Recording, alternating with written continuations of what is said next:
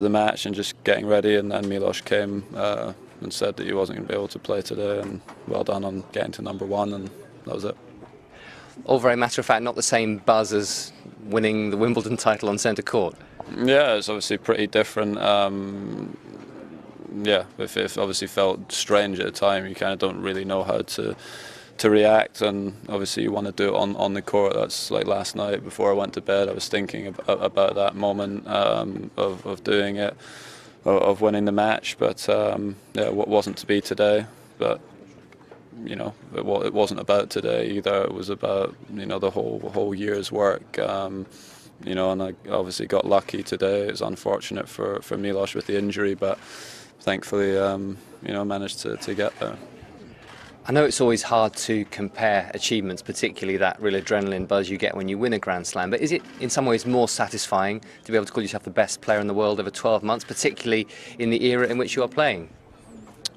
Yeah, no, well, yeah, it is. I mean, obviously, you know, the best player in a tournament over 2 weeks is different to being the best over a 12-month period. And I think, you know, the year that I've had to barely get there, like only just get there, you know, is unbelievably difficult. I mean, you know, the year that Novak's had, you know, barring the last sort of maybe six weeks or so, has been incredible, and you know, I've had to work extremely hard to get there this year, and won many matches the second part of the year, and yeah, so it's probably harder, you know, to get to #1 than it is to win slams. In any way, that's what the history would show. There's been, I think, less.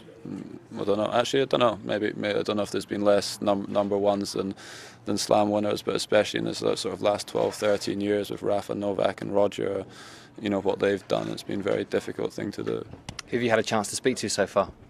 I mean, my mum's here. Obviously, my team. I spoke to my wife on the phone briefly, and spoke to Tim Henman very briefly as well, because I mean, I literally had to, when I found out, pretty much had to do a few things, and then obviously went on court, hit a few balls, and did a few commitments afterwards, and yeah, not had time to check the phone yet.